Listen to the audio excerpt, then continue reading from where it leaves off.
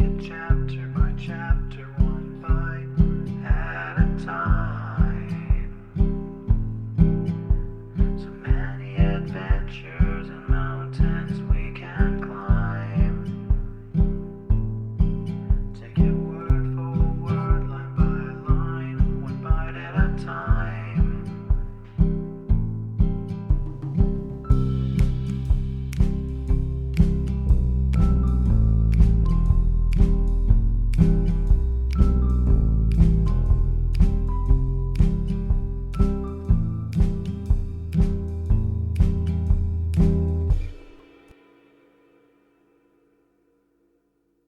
Welcome to Bite at a Time Books, where we read you your favorite classics one bite at a time. My name is Bree Carlile, and I love to read, and wanted to share my passion with listeners like you. If you want to know what's coming next and vote on upcoming books, sign up for our newsletter at biteatatimebooks.com. You'll also find our new t-shirts in the shop, including podcast shirts and quote shirts from your favorite classic novels. Be sure to follow my show on your favorite podcast platform so you get all the new episodes. You can find most of our links in the show notes. But also our website, biteatatimebooks.com, includes all of the links for our show, including to our Patreon to support the show, and YouTube, where we have special behind the narration of the episodes. We're part of the Bite at a Time Books Productions Network. If you'd also like to hear what inspired your favorite classic authors to write their novels, and what was going on in the world at the time, check out the Bite at a Time Books Behind the Story podcast, wherever you listen to podcasts. Please note, while we try to keep the text as close to the original as possible, some words have been changed to honor the marginalized communities who've identified the words as harmful, and to stay in alignment with Bite at a Time Books' brand values. Today we'll be continuing 20,000 Leagues Under the Sea by Jules Verne. Chapter 15. Accident or Incident? The next day, the 22nd of March at 6 in the morning, preparations for the departure were begun. The last gleams of twilight were melting into night. The cold was great. The constellations shone with wonderful intensity. In the zenith glittered that wondrous Southern Cross, the polar bear of Antarctic regions. The thermometer showed 120 below zero, and when the wind freshened, it was most biting. Flakes of ice increased on the open water. The sea seemed everywhere alike. Numerous blackish patches spread on the surface, showing the formation of fresh ice. Evidently, the southern basin, frozen during the 6 winter months, was absolutely inaccessible. What became of the whales in that time? Doubtless they went beneath the icebergs, seeking more practicable seas.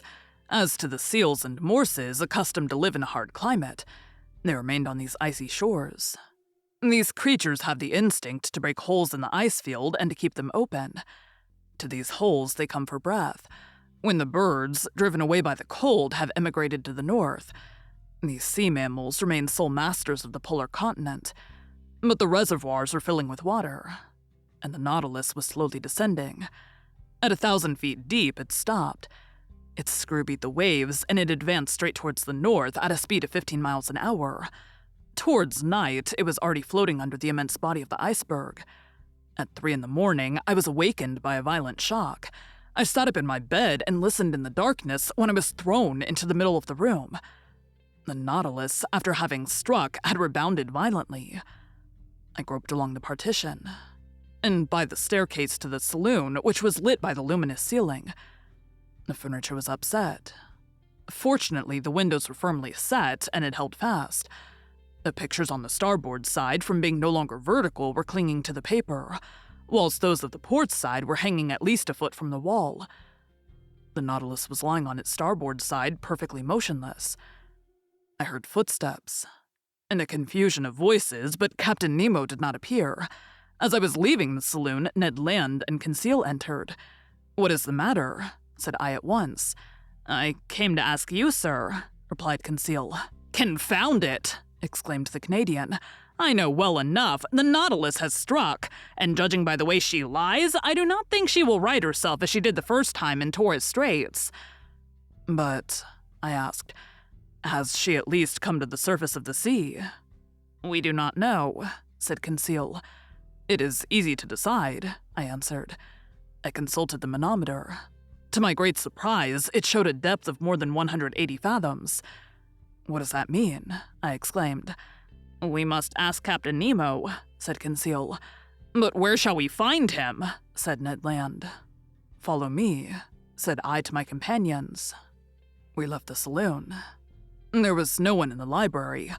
At the center staircase, by the berths of the ship's crew, there was no one. I thought that Captain Nemo must be in the pilot's cage. It was best to wait. We all returned to the saloon. For 20 minutes we remained thus, trying to hear the slightest noise which might be made on board the Nautilus, when Captain Nemo entered. He seemed not to see us. His face, generally so impassive, showed signs of uneasiness. He watched the compass silently, then the manometer, and going to the planisphere, placed his finger on a spot representing the southern seas. I would not interrupt him. But some minutes later, when he turned towards me, I said, using one of his expressions in the Torres Straits, "An incident, Captain?" "No, sir, an accident this time." "Serious?" "Perhaps." "Is the danger immediate?" "No." "The Nautilus is stranded." "Yes." "And this happened how?" "From a caprice of nature, not from the ignorance of man. Not a mistake has been made in the working, but we cannot prevent equilibrium from producing its effects. We may brave human laws, but we cannot resist natural ones." Captain Nemo had chosen a strange moment for uttering this philosophical reflection. On the whole, his answer helped me little. "May I ask, sir, the cause of this accident?" "An enormous block of ice. A whole mountain is turned over," he replied. "When icebergs are undermined at their base by warmer water or reiterated shocks, their center of gravity rises, and the whole thing turns over. This is what has happened. One of these blocks, as it fell, struck the Nautilus then, gliding under its hull, raised it with irresistible force, bringing it into beds which are not so thick where it is lying on its side." "But can we not get the Nautilus off by emptying its reservoirs, that it might regain its equilibrium?" "That, sir, is being done at this moment. You can hear the pump working. Look at the needle of the manometer. It shows that the Nautilus is rising, but the block of ice is floating with it, and until some obstacle stops its ascending motion, our position cannot be altered." Indeed, the Nautilus still held the same position to starboard. Doubtless it would right itself when the block stopped. But at this moment, who knows if we may not be frightfully crushed between the two glassy surfaces? I reflected on all the consequences of our position. Captain Nemo never took his eyes off the manometer. Since the fall of the iceberg, the Nautilus had risen about 150 feet, but it still made the same angle with the perpendicular. Suddenly a slight movement was felt in the hold. Evidently, it was riding a little. Things hanging in the saloon were sensibly returning to their normal position. The partitions were nearing the upright. No one spoke. With beating hearts, we watched and felt the straightening. The boards became horizontal under our feet. 10 minutes passed. "At least we have righted," I exclaimed. "Yes," said Captain Nemo, going to the door of the saloon. "But are we floating?" I asked. "Certainly," he replied, "since the reservoirs are not empty, and when empty, the Nautilus must rise to the surface of the sea." We were in open sea, but at a distance of about 10 yards on either side of the Nautilus rose a dazzling wall of ice. Above and beneath, the same wall. Above, because the lower surface of the iceberg stretched over us like an immense ceiling. Beneath, because the overturned block, having slid by degrees, had found a resting place on the lateral walls which kept it in that position. The Nautilus was really imprisoned in a perfect tunnel of ice, more than 20 yards in breadth, filled with quiet water. It was easy to get out of it by going either forward or backward, and then make a free passage under the iceberg some hundreds of yards deeper. The luminous ceiling had been extinguished, but the saloon was still resplendent with intense light. It was the powerful reflection from the glass partition sent violently back to the sheets of the lantern. I cannot describe the effect of the voltaic rays upon the great blocks so capriciously cut. Upon every angle, every ridge, every facet was thrown a different light, according to the nature of the veins running through the ice. A dazzling mine of gems, particularly of sapphires, their blue rays crossing with the green of the emerald. Here and there were opal shades of wonderful softness, running through bright spots like diamonds of fire, the brilliancy of which the eye could not bear. The power of the lantern seemed increased 100-fold, like a lamp through the lenticular plates of a first-class lighthouse.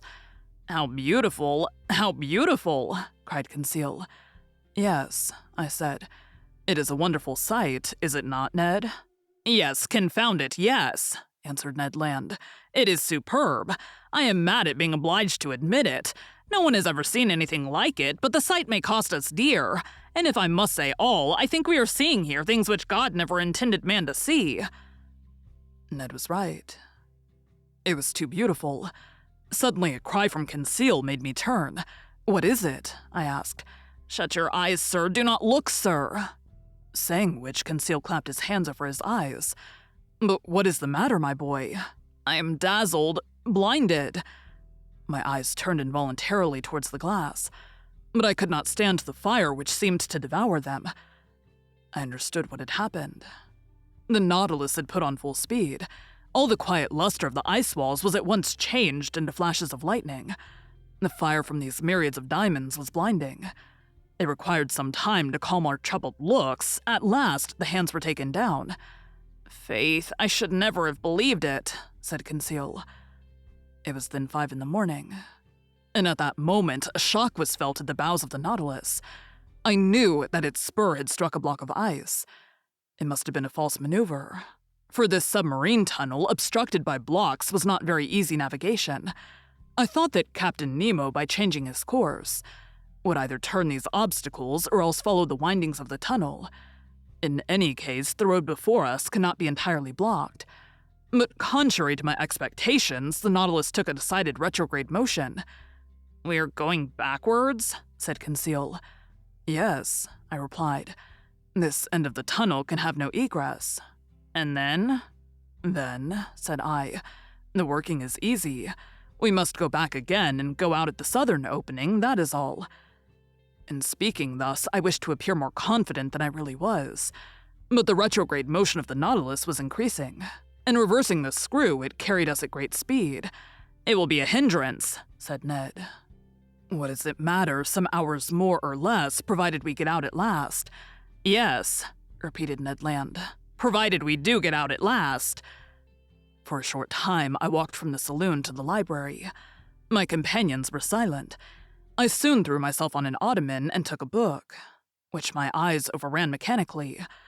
A quarter of an hour after, Conseil, approaching me, said, "Is what you are reading very interesting, sir?"